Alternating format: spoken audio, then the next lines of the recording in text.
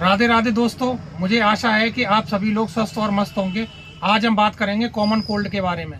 Common cold के बारे में हम स्टेप बाय स्टेप जानेंगे कि इसकी क्या लक्षण होते हैं, ये कैसे फैलता है और इससे कौन कौन से अंग प्रभावित होते हैं, इसके बचाव के क्या उपाय हैं और सही इलाज क्या है, दवाइयाँ हमें कौन कौन सी लेनी चाहिए और क्या क्या सावधानी हमें अपनानी है, और अंत में हम जानेंगे कि इससे क्या निष्कर्ष निकलता है। तो सबसे पहले हम जानेंगे कि इसके लक्षण क्या होते हैं।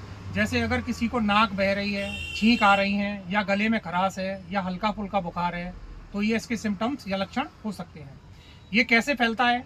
यह एक वायरल बीमारी है जो कि छींकने से और खांसने से इनसे फैलती है, तथा जिस किसी की इम्यून सिस्टम या इम्यूनिटी पावर वीक होती है उसको यह बीमारी जल्दी कैच करती है।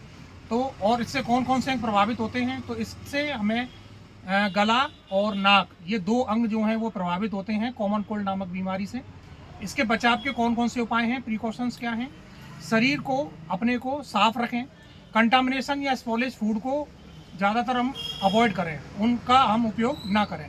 ठंडी चीज़ें खाने से हमें बचें। भीड़ वाली जगह पर, ज़्यादातर जहाँ पर भीड़ लग रही है उस जगह से हमें जाने से रुकना चाहिए।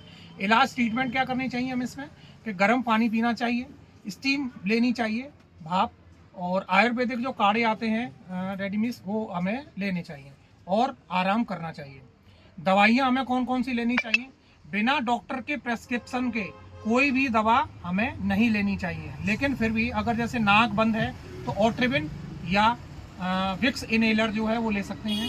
अगर नाक बह रही है तो हम सिट्रिजिन टैबलेट को ले सकते हैं। अगर गले में खराश है तो विक्स लूजेंसेस या फिर हनीटस लूजेंसेस आती हैं, उनको हम ले सकते हैं। और यदि आपको हल्का फुल्का बुखार है तो पैरासीटामोल टैबलेट का भी यूज़ हम कर सकते हैं। हमें सावधानी क्या अपनानी चाहिए?